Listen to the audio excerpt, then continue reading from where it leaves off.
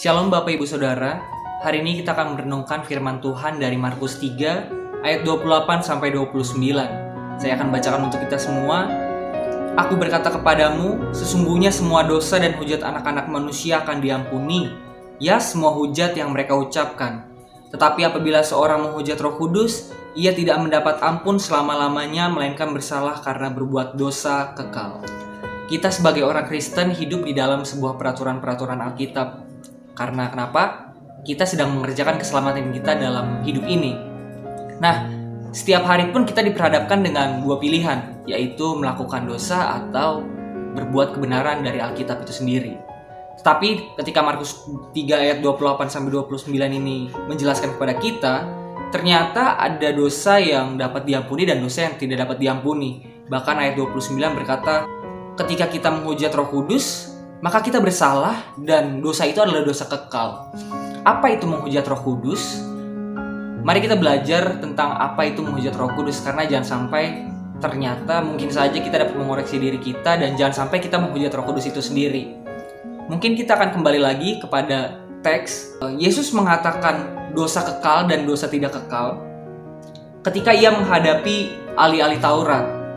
Yesus sedang melakukan banyak mujizat dan melakukan banyak pekerjaan-pekerjaan dari Bapa.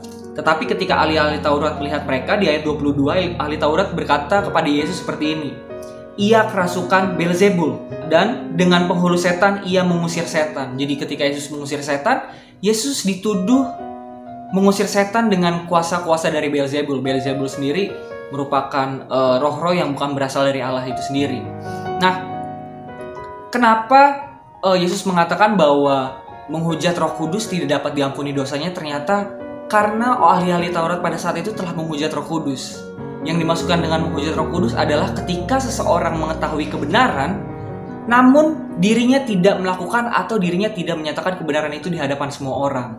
Yang kita tahu bahwa ahli-ahli Taurat sendiri adalah orang-orang yang belajar mengenai Taurat dari Musa, bahkan mereka mempelajari semua surat-surat dari Nabi, dan bahkan mereka mengetahui nubuat-nubuatan mengenai Nabi, dan seharusnya mereka mengerti bahwa Yesus adalah nubuatan yang dimaksudkan oleh para Nabi itu sendiri, karena mereka adalah orang-orang yang membaca mengenai nubuatan itu. Akan tetapi ketika Yesus datang ke dalam dunia dan melakukan banyak pekerjaan dari Bapa, justru ahli-ahli Taurat ini malah menuduh Yesus, kuasa yang diberikan oleh Bapa kepada Yesus dituduh sebagai kuasa Beelzebul. Dan ternyata ketika seseorang seperti ahli-ahli Taurat ini mengetahui kebenaran dan mereka justru malah mengedepankan ego mereka karena mereka punya banyak kepentingan politik dan sebagainya, mereka menipu diri mereka di dalam kebenaran itu sendiri, maka mereka dapat dikatakan sebagai orang-orang yang menghujat Roh Kudus. Nah, kita sebagai orang-orang yang telah belajar kebenaran, orang-orang yang telah membaca firman Tuhan setiap hari, orang-orang yang telah berusaha setiap harinya untuk melakukan firman Tuhan, jangan sampai kita sendiri membohongi diri kita dengan tidak melakukan kebenaran itu. Nah, akan tetapi satu poin yang penting adalah seperti ini Bapak Ibu.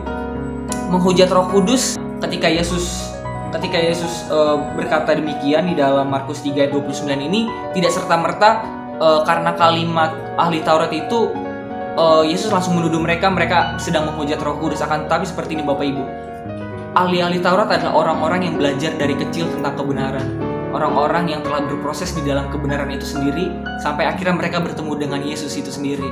Nah, proses ketika mereka menghujat Roh Kudus adalah proses di mana akhirnya mereka bertemu kebenaran setiap hari tapi mereka tidak melakukannya. Mereka bertemu kebenaran setiap hari tapi mereka tidak memaknai kebenaran itu dalam kehidupan mereka.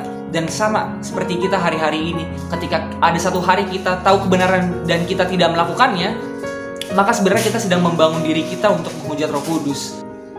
Poin terburuknya adalah ketika kita tahu kebenaran dan tidak melakukannya, maka kita akan berada di situasi, berada di kebiasaan kita tidak melakukan kebenaran dalam kehidupan kita, dan akhirnya kita benar-benar menjauh dari Allah, bahkan kita tidak dapat kembali kepada kebenaran dan tidak dapat kembali kepada Allah itu sendiri.